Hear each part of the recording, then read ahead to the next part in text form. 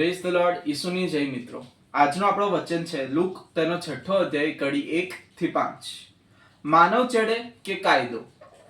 એકવાર વિશ્રામવારને દિવસે ઈસુ અનાજના ખેતરમાં થઈને જતા હતા. એવામાં તેમના શિષ્યોએ ડુંડા તોડી હાથમાં મસળીને ખાવા માંડ્યા. આથી કેટલાક ફરોશીઓએ કહ્યું, વિશ્રામવારને દિવસે જેનો નિષેધ છે તે તમે શા માટે કરો છો? ઈસુએ તેમને જવાબ આપ્યો, દાવીદ અને તેના સાથીદારો ભૂખ્યા થયા હતા ત્યારે દાવીદે જે કર્યું હતું તે તમે વાંચ્યું નથી? ઈશ્વરના થાનકમાં જઈને ત્યાં ધરાવેલો રોટલો લઈને તેણે ખાધો હતા અને પોતાના સાથીદારોને આપ્યા હતા, જે ખાવાનો અધિકાર માત્ર પુરોહિતો સિવાય બીજા કોઈને નથી. પછી ઈસુએ કહ્યું, માનવ પુત્ર વિશ્રામવારનો પણ માલિક છે.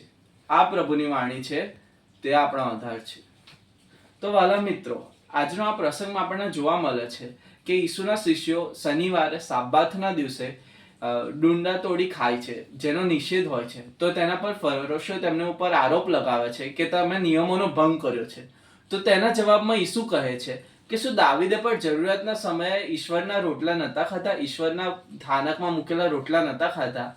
ઈસુ કહે છે કે પ્રેમ, શાંતિ અને જરૂરિયાત નિયમો કરતા મહાન છે.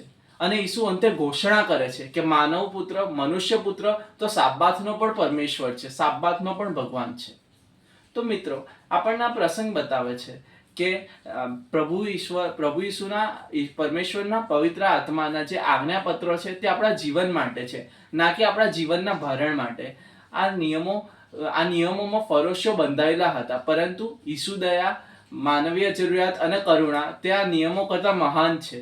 સાબાથનો સાચો અર્થ એ છે કે વિશ્રામ, નવીકરણ અને આપણા પ્રભુના સાથે સંબંધ વધારે સારો થાય તે માટે છે, ના કે આપણે કાયદાની કોઠડીમાં કેદ થઈ જઈએ તેના માટે નથી.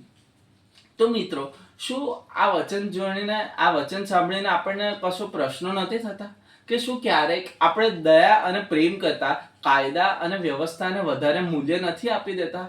શું આપણે ક્યારેક આપણા જીવનમાં પ્રભુ ઈસુ ખ્રિસ્ત અને પરમેશ્વર અને પવિત્ર આત્મા સાથેની ઉપસ્થિતિમાં નવીકરણની જગ્યાએ કાયદા અને વ્યવસ્થામાં ફસાઈ નથી જતા? તો વાલા મિત્રો, આપણને એ જાણવું જોઈએ કે સાબાથનો સાચો અર્થ અને પ્રભુ ઈસુ ખ્રિસ્ત, પરમેશ્વર અને પવિત્ર આત્માએ આપેલી દરેક આજ્ઞાઓનો એક જ આધાર છે, અને તે છે પ્રેમ. આપણા ભગવાનનો પ્રેમ અને આપણા પડોશી પ્રત્યેનો પ્રેમ. જો આપણે પ્રેમમાં જીવન જીવીશું ને મિત્રો, તો આપણે પ્રભુ ઈસુ ખ્રિસ્ત, પવિત્ર આત્મા અને પરમેશ્વરે આપેલી તેમની બધી આજ્ઞાઓના સાચા આત્મામાં જીવીશું મિત્રો. તો ચાલો મિત્રો, હવે આપણે પ્રેમમાં જીવીએ અને લોકોને પણ પ્રેમમાં જીવતા શીખવીએ. આમીન.